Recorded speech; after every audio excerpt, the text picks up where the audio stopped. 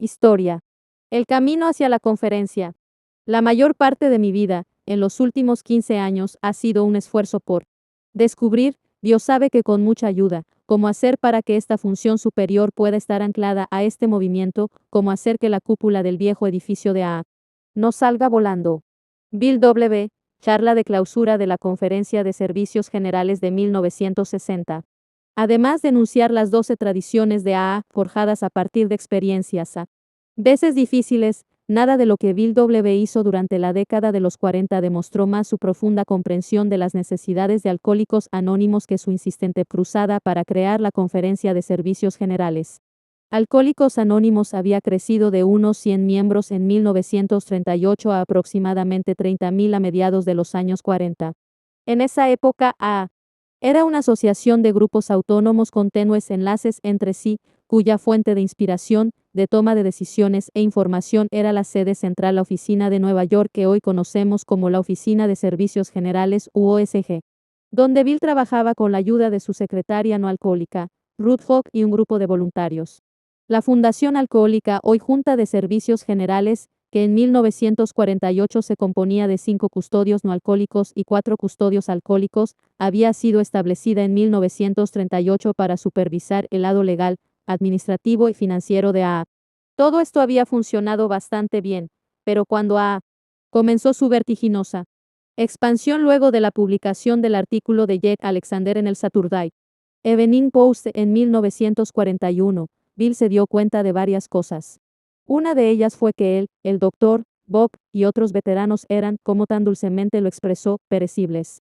Ninguno de ellos viviría para siempre, es más, el doctor, Bob moriría en 1950 de cáncer.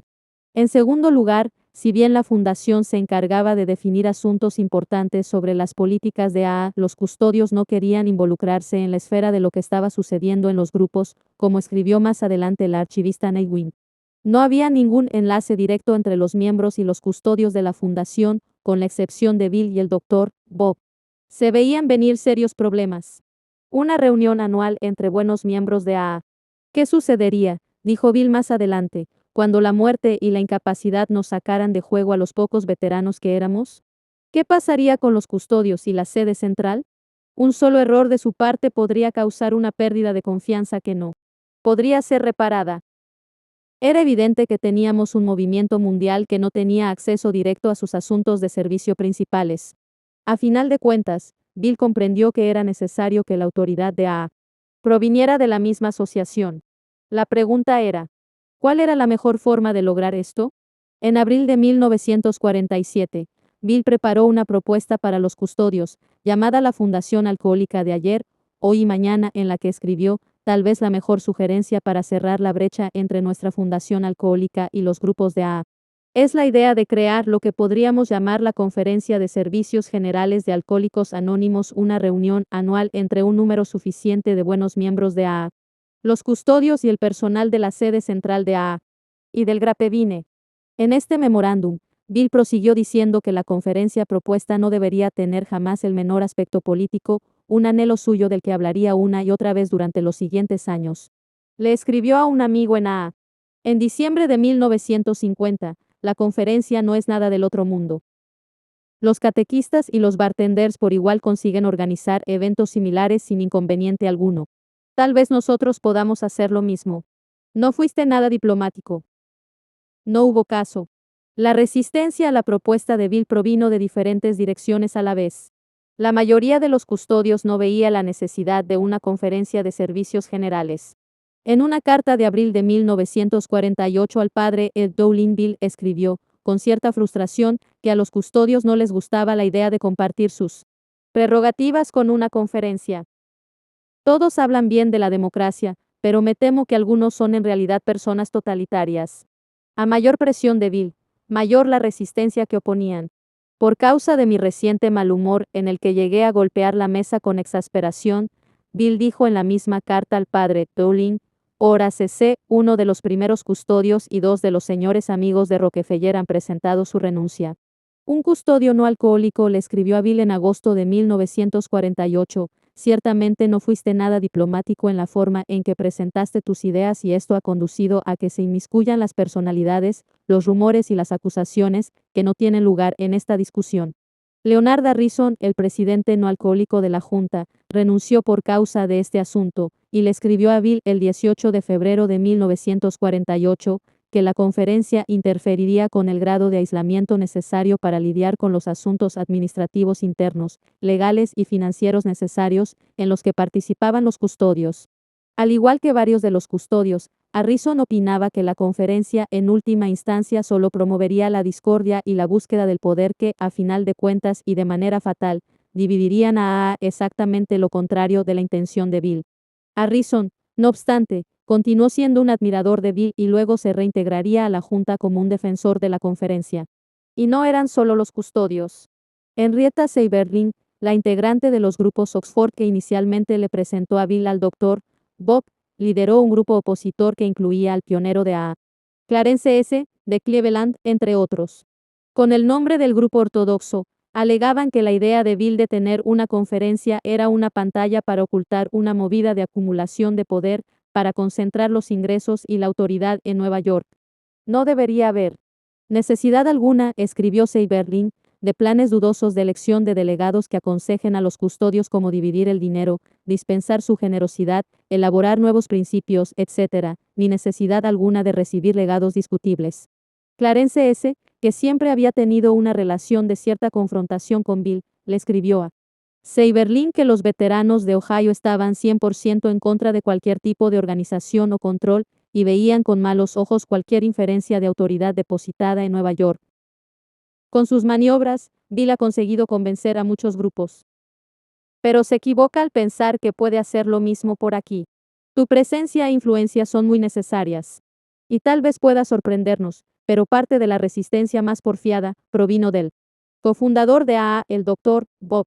La firme insistencia de Bill de tener una conferencia y la controversia que esto estaba generando entre los custodios hizo que Bob se quejara con Bill en mayo de 1948, yo estoy tan interesado en AA como tú, pero no estoy 100% seguro sobre cuál sea el camino más sabio a seguir ni cuál sea, en última instancia, la estructura más sabia. Tal vez tómalo con calma sea el mejor camino a seguir. Mantente calmado por un tiempo y recuerda que, pase lo que pase, te queremos mucho. Smithy. Esta amable nota de rechazo no detuvo a Bill por mucho tiempo. En el verano de 1948, le escribió a Bob, la mayoría de los alcohólicos de la Junta van a salir a final de año. Pero probablemente van a tratar de nombrar como sus sucesores a personas que piensan como ellos. A menos que, claro está, los grupos se manifiesten a voz en grito a favor de una conferencia o bien tú y yo insistamos en que se haga algo. Fue poco después de esta carta de Bill que Bob descubrió que tenía cáncer. En poco tiempo pasó por varias operaciones que le restaron fuerzas a la vez que era presionado para adoptar una posición por parte de defensores a favor y en contra de la conferencia. A finales de febrero de 1949, con la salud de Bob en franco deterioro, Bill le escribió a Bob una carta que nuevamente resumía la necesidad de una conferencia. Con toda sinceridad y habiendo rezado mucho al respecto, terminó, espero que puedas darnos una mano y que lo hagas. Tu presencia e influencia son muy necesarias para todos, especialmente para mí. Tu actitud calmada y tu apoyo firme pueden hacer la diferencia. Ese mes de marzo, Bob le escribió a Bill, he estado dolorosamente enfermo desde que estuviste aquí. No me parece que esto la conferencia sea algo que convenga hacer ahora. Tal vez me equivoque, pero es lo que creo. Finalmente el asunto llegó a su punto álgido unas pocas semanas después de la primera convención internacional en Cleveland, en julio de 1950, cuando Bill fue a ver a Bob en Akron. Tal como lo recuerda en Alcohólicos Anónimos llega a su mayoría de edad, Bill le dio a Bob la buena noticia de que los custodios, muy probablemente, consentirían en la formación de una conferencia de servicio mundial. Bob, dijo Bill, estaba visiblemente aliviado con mi mensaje, pero no hizo ningún comentario. Inmediatamente, Bill continuó presionando, diciéndole a Bob que si ambos saliéramos de escena sin hacer nada, todos supondrían que el estado actual de las cosas es lo que nosotros aprobamos totalmente.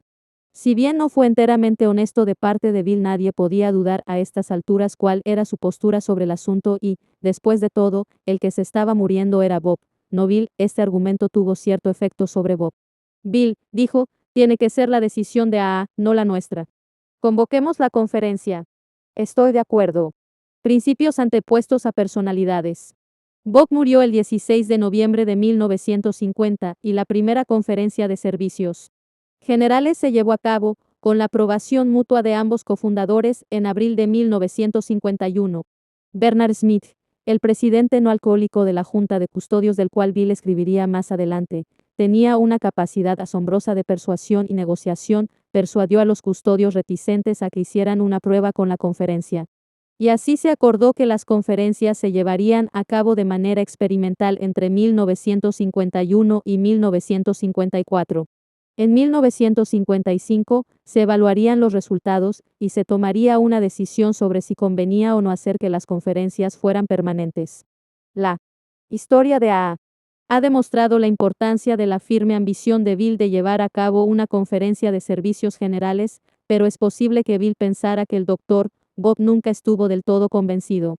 En la Conferencia de Servicios Generales de 1963, en su charla sobre la conciencia de grupo y el servidor de confianza, Bill mantuvo una conversación muy pública con Bob, casi 13 años después de su muerte. Solía salir a pasear para conversar con Smithy sobre esto, y le dije, Dios mío, es horrible estar en desacuerdo con tu mejor amigo. Yo sé que tienes dudas al respecto, estás en tu derecho. Pero por otro lado, tenemos una junta que es la guardiana de la segunda tradición, y que no cumple con ella. Y, lo que es peor, no hay ningún vínculo con el movimiento al cual sirve, por lo que la primera crisis que hubiera haría que todo colapse, especialmente cuando tú y yo hayamos partido. Por eso, no nos engañemos. Bob, si no hacemos nada, seguiremos haciendo historia, pero tal vez en el momento equivocado. Ya que esta es una sociedad democrática. No tiene el derecho intrínseco de por lo menos darle una ojeada a los activos de esta empresa, que tienen un valor espiritual tan enorme. Este movimiento no tiene el derecho de enviar a sus representantes aquí y decidir si quieren convertirse en una conciencia para esta junta y nosotros los fundadores. A estas alturas, los grupos de AA estaban todos siguiendo este patrón, fuimos los últimos en estar de acuerdo. No es verdad, Bob, que sería mejor que todo este asunto de la conferencia se viniera abajo y fracasara, habiéndole dado una oportunidad al movimiento, que quedarse callado. ¿Y si más adelante ocurre un colapso y futuras generaciones de AA dicen, ¿por qué no nos lo dijeron? ¿Por qué no nos dieron la oportunidad de intentarlo?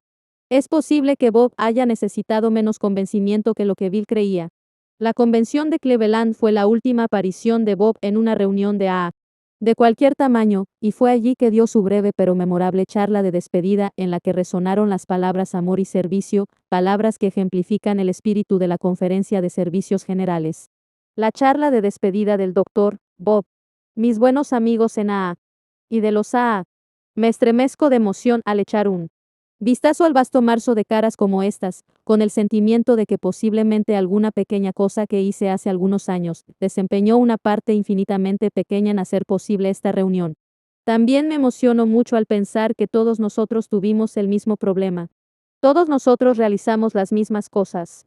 Todos nosotros obtuvimos los mismos resultados en proporción a nuestro entusiasmo, celo y apego a la perseverancia. Me perdonarán ustedes la presentación de una nota personal esta vez al contarles que he estado en cama 5 de los últimos 7 meses y no he recuperado mi fortaleza como yo quisiera, de modo que mis observaciones serán muy breves. Hay 2 o 3 cosas que iluminaron mi mente sobre las que sería apropiado poner un poco de énfasis. Una es la simplicidad de nuestro programa. No la perdamos de vista y no la echemos a perder con complejos freudianos y cosas que son de interés para la mente científica, pero que tienen poca relación con nuestro efectivo trabajo de AA. Nuestros 12 pasos, al destilarse lentamente hacia el último, se resuelven en las palabras amor y servicio. Nosotros entendemos lo que es el amor y entendemos lo que es el servicio, así es que tengamos presente esas 2 cosas. Recordemos también, vigilar a ese descarriado miembro que es la lengua, y si deseamos utilizarla, hagámoslo con bondad, consideración y tolerancia. Y algo más, ninguno de nosotros estaría hoy aquí si alguien hubiera tomado tiempo para explicarnos las cosas, para darnos una pequeña palmada en la espalda, para llevarnos a 1 o 2 reuniones, para llevar a cabo pequeños y numerosos actos llenos de bondad y consideración hacia nosotros. Por lo tanto, nunca adquiramos ese grado de complacencia pagada de sí misma, al punto de que no estemos dispuestos a ofrecer o tratar de ofrecer a nuestros menos afortunados hermanos la ayuda que ha sido tan benéfica para nosotros. Muchas gracias. La primera conferencia de servicios generales se celebró en Nueva York durante 4 días en abril de 1951, cuando 37 delegados de los Estados Unidos y Canadá se reunieron con los 15 custodios, Bill y miembros del personal de la OSG y del Grapevine. En Nueva York había cierta inquietud.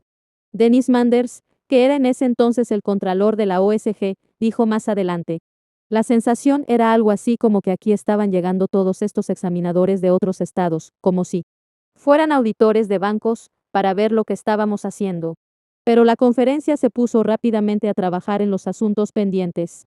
Al año siguiente, un delegado de California escribió sobre su experiencia en el Grapevine: sé lo aterrador que es para todos nosotros pensar que algún día Bill se irá. Pero Bill cree, y entiendo que el doctor Bob también creía, que él y Bill podían ser reemplazados por un principio, que sería la conciencia colectiva de AA. A través de los delegados a la Conferencia de Servicios Generales. La Conferencia de Servicios Generales es un clásico ejemplo de lo mejor de AA, donde las personalidades Bill, el doctor, Bob y otros veteranos, son reemplazadas por él. Principio de la conciencia de grupo tal como se adopta en la segunda tradición.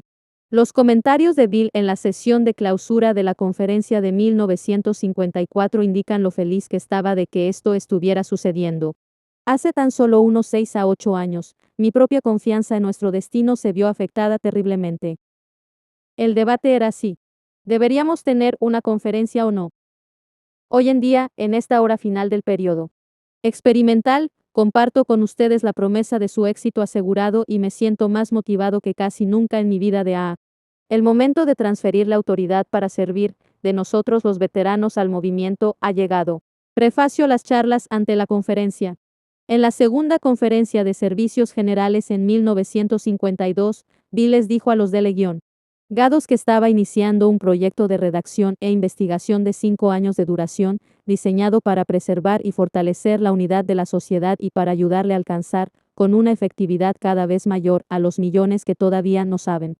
El proyecto de redacción finalmente daría como resultado 12 pasos y 12 tradiciones, y Alcohólicos Anónimos llega a su mayoría de edad. Durante la sesión de política sobre la literatura de la Fundación Alcohólica de ese año, Bill dijo que, para poder concentrarse en su trabajo, tendría que convertirse en gran parte en un ermitaño. Esto querrá decir, claro está, que no estaré disponible por mucho tiempo para hacer esas visitas tan valiosas a los diversos confines del mundo de AA. A lo largo de los años, Bill reiteraría sus comentarios sobre su alejamiento de la vida activa en AA. Muchas veces, pero siempre se aseguraba de hablar en la Conferencia de Servicios Generales. En total, entre 1951 y 1970, Bill dio más de 33 charlas en 20 conferencias, y en este libro, por primera vez, hemos reunido una selección de ellas. La duración de sus charlas llegó a ser tan larga como 1 hora y media en 1953, y tan breve como solo 6 minutos durante su última charla, muy conmovedora. Cuando no pudo continuar por causa de su enfermedad. El miembro más antiguo. A veces, Bill daba sus charlas partiendo de un manuscrito preparado de antemano, pero a menudo prefería hablar espontáneamente. Preparé algunas notas para esta charla, dijo Bill durante la charla de apertura de 1960, y eso arruinó todo. Durante su presentación especial sobre los 12 pasos y las 12 tradiciones en 1953, comenzó la charla diciendo: vine aquí sin casi ninguna preparación. Al entrar pregunté qué tema me habían dado para hablar. Y veo que el título es bastante atemorizante: variaciones en los 12 pasos y las 12 tradiciones. Lo que se me ocurre, entonces, es contarles un buen cuento sobre las variaciones originales, especialmente en los pasos y las dificultades que tuvimos con ellos, y tal vez luego hacer un poco de filosofía sobre la cuestión de si este programa nuestro es tan rígido y sólido como un cubo de hielo o si tiene o no cierta elasticidad. Ya sea que estuviera hablando de forma espontánea o simplemente quisiera aparentarlo, este ejemplo es típico de las charlas de Bill: un lenguaje familiar, expresiones graciosas, modestia, una gran conciencia de su papel como, según él mismo lo dice, el miembro más antiguo, pero a la vez rechazando completamente hablar como el padre de la serie Papá lo sabe todo. Alcohólicos Anónimos ahora había pasado a ser propiedad de sus miembros. Esa era la razón de ser de la conferencia, el gran experimento de AA. De dirigirse a sí mismo, como lo llamó Bill en su charla de apertura de 1954. y, sin embargo, como su miembro más antiguo, le correspondía contar la historia del programa según él la veía, y así lo hizo, con placer y admiración. En el informe de la conferencia de 1956, que fue preparado por el personal de la OSG, Bill es descrito como el que hace memoria. Uno de los pocos que pueden hurgar en su memoria para ver cuáles fueron las experiencias reales en las que se basan las tradiciones, si bien nadie puede hacerlo con la amplitud y el entendimiento que son el don especial de Bill. Y efectivamente, Bill hizo mucha memoria. En sus charlas de la conferencia, Bill volvió repetidamente a referirse a las reuniones y encuentros fortuitos que causaron esta cosa que se convirtió en el doctor Carl Jung con Roland H., Roland con Evie T., Evie y Bill sentados a la mesa de una cocina en Brooklyn, Bill y el doctor Bob en la casa de Henrietta Seiberling en Akron, y otros muchos casos. Cuando miramos hacia atrás, todo parece inevitable, pero Bill sabía que podría haberse desmoronado en cualquier momento. La cuestión más importante en los primeros tiempos era: ¿estallaríamos en pedazos o seríamos capaces de permanecer juntos? Bill entendía la naturaleza desordenada de la personalidad alcohólica. Como miembro de señaló en su charla de apertura en 1962, soy un anarquista que ama intensamente la libertad, difundiendo el mensaje de Esta es la razón por la cual, a pesar de su evidente nostalgia por los viejos tiempos, las charlas de Bill en la conferencia se enfocan firmemente en el futuro de Alcohólicos Anónimos.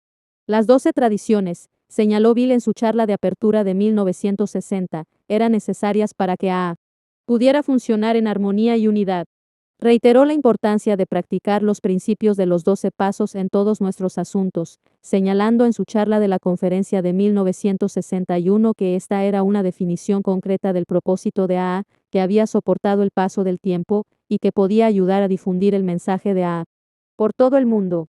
Las charlas de Bill lidiaron con los asuntos más urgentes de cada conferencia, la aceptación de los 12 conceptos para el servicio mundial que el propio Bill había elaborado en la 12ª conferencia en 1962, el inventario de grupo en la 13ª conferencia en 1963, el cambio en la proporción de custodios no alcohólicos con relación a los alcohólicos, 14 alcohólicos frente a 7 no alcohólicos, en la 16ª conferencia en 1966.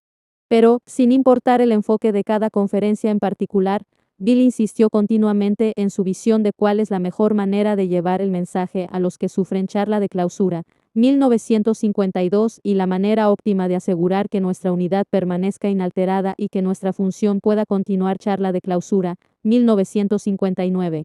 En última instancia, Bill tuvo éxito en cuanto a su objetivo final para las conferencias: mantener Alcohólicos Anónimos vivo y unido para las generaciones futuras. Como dijo, con gran tristeza en su charla de clausura de 1969, poniéndose en el lugar de los delegados: ¿qué diablos vamos a hacer cuando el sepulturero venga a llevarse a Wilson? Y él mismo dio la respuesta: hacer mucho más de lo que han estado haciendo. Y que Dios los bendiga. A menudo quisiera ser un principiante.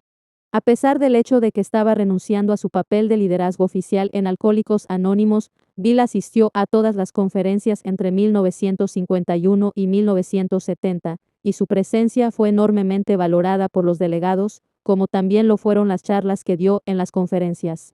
Las charlas que hemos recopilado aquí han sido transcritas de grabaciones de audio en las que las risas y los aplausos demuestran claramente el entusiasmo con el que los asistentes recibían a Bill, al igual que la relación amistosa que tenía con los delegados. Los oradores se burlan de la forma en que arrastra las palabras y su forma enfática de hablar. Bill cuenta chistes y presenta a varios miembros del personal de la Oficina de Servicios Generales y del Grapevine, a su mujer, Lois, y a los custodios. Se dirige directamente desde el escenario a varios amigos que tenía entre los delegados. Se disculpa de forma humorística por su tardanza, al igual que en su charla de apertura de la conferencia de 1960, explicando: querida gente, temía que me fueran a pedir que diera una charla, por lo que fui corriendo al piso de arriba para ponerme un poco de polvo fijador en la dentadura postiza. De cierto modo, las charlas dan la imagen de una reunión de bien concurrida y extremadamente animada en plena sesión. Al final de su charla de apertura de 1966, Bill dice: me pregunto si les parecería bien ponerse de pie y tomarse de las manos mientras recitamos la Declaración de la Responsabilidad. En su charla de apertura de 1958, Bill se lamentó, a menudo quisiera ser un principiante que se acerca a, por primera vez, preguntándose de qué se trata. La singularidad de este libro tiene que ver no solamente con los mensajes que estas importantes charlas del cofundador de AA transmiten, ni tampoco con el hecho de que nunca antes se hayan recopilado en un solo lugar, sino porque muestran a Bill como uno entre tantos otros haciendo servicio en AA.